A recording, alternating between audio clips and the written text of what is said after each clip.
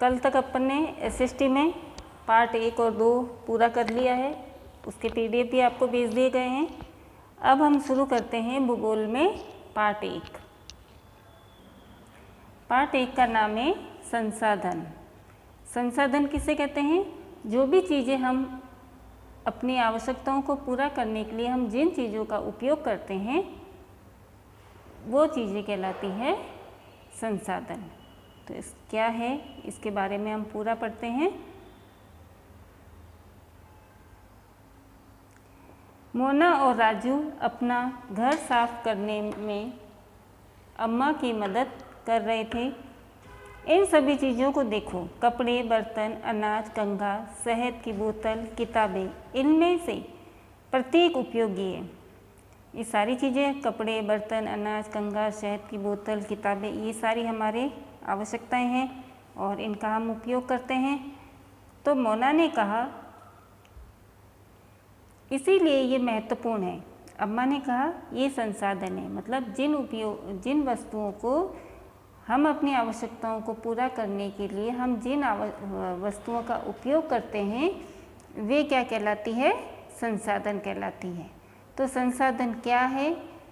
अम्मा से राजू ने प्रश्न पूछा कि अम्मा संसाधन क्या है? तो अम्मा ने कहा प्रत्येक वस्तु जिसका उपयोग आवश्यकताओं को पूरा करने के लिए किया जाता है वह संसाधन है।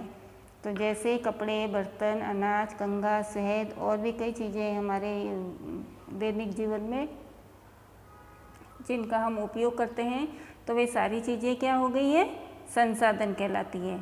अंडरलाइन करोगे, प्रत्येक वस्तु जिसका उपयोग आवश्यकताओं को पूरा करने के लिए किया जा सकता है वह क्या कहलाती है?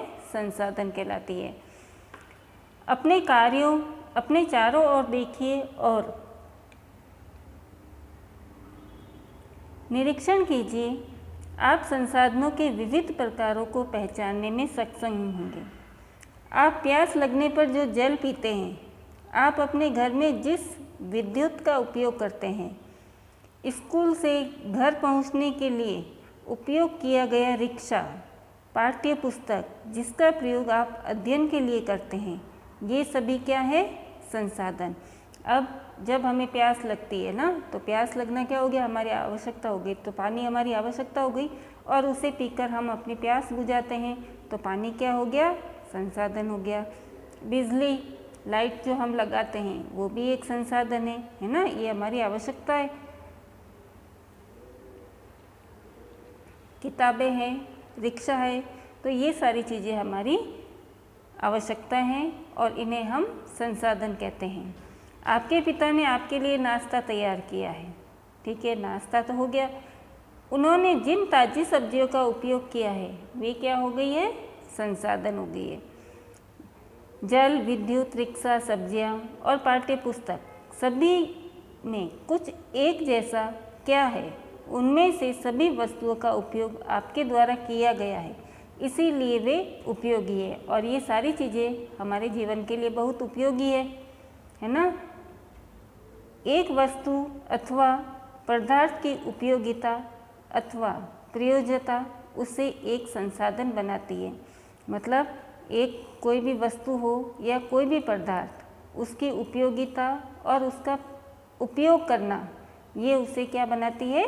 संसाधन बनाती है। अब जैसे जल है, तो जल की उपयोगिता क्या है हमारे जीवन में? इससे हमारी प्यास बुझेगी। और प्रयोज्यता मतलब इसे हम पीकर अपनी प्यास बुझाते हैं। तो ये सारा हो गया हमारा संसाधन कहलाता है। राजू अब जानना चाहता था कि कोई भी वस्तु संसाधन कैसे बनती है। तो अम्मा ने बच्चों को बताया वस्तुएं उस समय संसाधन बनती है जब उनका कोई मूल्य होता है। और जो ये सारी वस्तुएं जो हम उपयोग में लेते हैं वे वस्तुएं संसाधन कब बनती है? जब हम इसका मूल्य देते हैं, है ना। तो इसका प्रयोग अथवा उपयोगिता इसे मूल्य प्रदान करते हैं। उस वस्तु का कितना प्रयोग होता है, उसकी क्या उपयोगिता है, उसी आधार पर उस वस्तु का मूल्य प्रदान किया जाता है। सभी संसाधन मूल्यवान होते हैं। अम्मा ने कहा कि जो भी संसाधन हम उपयोग में ले रहे हैं, खाने पीने की चीज़ हो, चाहे कपड़े हो, बर्तन हो, तो इन सभी संसाधनों का मूल्य होता है। मूल्य का अर्थ महत्व होता है। कुछ संसाधनों का आर्थिक मूल्य होता है।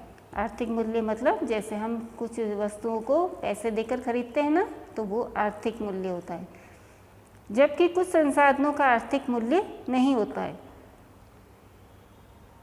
उदाहरणार्थ धातुओं का आर्थिक मूल्य होता है, जैसे हम सोना, चांदी, लोहा, पीतल, तांबा, ये जो चीज़ें खरीदते हैं, धातुएं खरीदते हैं, तो वो हम कैसे खरीदते हैं? उसका मूल्य देकर खरीदते हैं।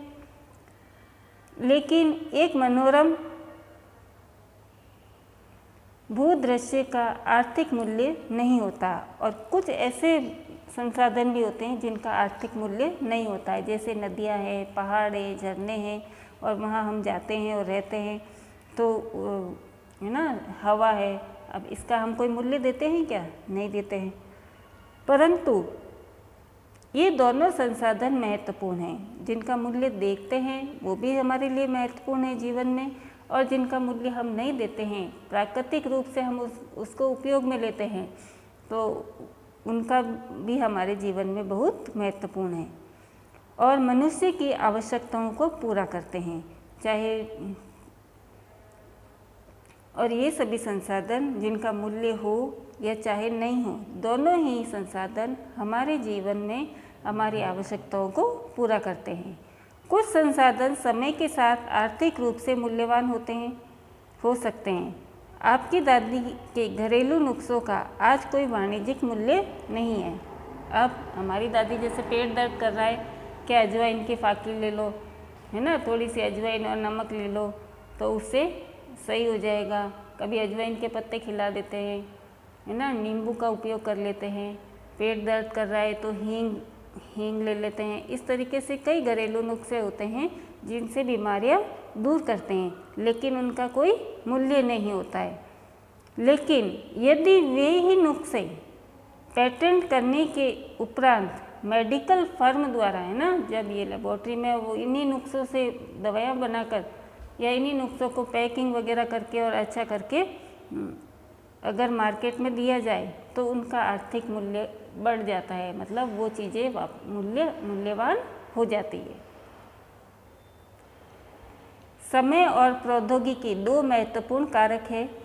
प्रौद्योगिकी किसी कौशल करने अथवा वस्तु बनाने में नवीनतम ज्ञान का अनुप्रयोग प्रौद्योगिकी है। मतलब जो भी फैक्ट्रियाँ वगैरह, इंडस्ट्रियाँ वगैरह है, टेक्नोलॉजी है, उसे हम प्रौद्योगिकी कहते हैं।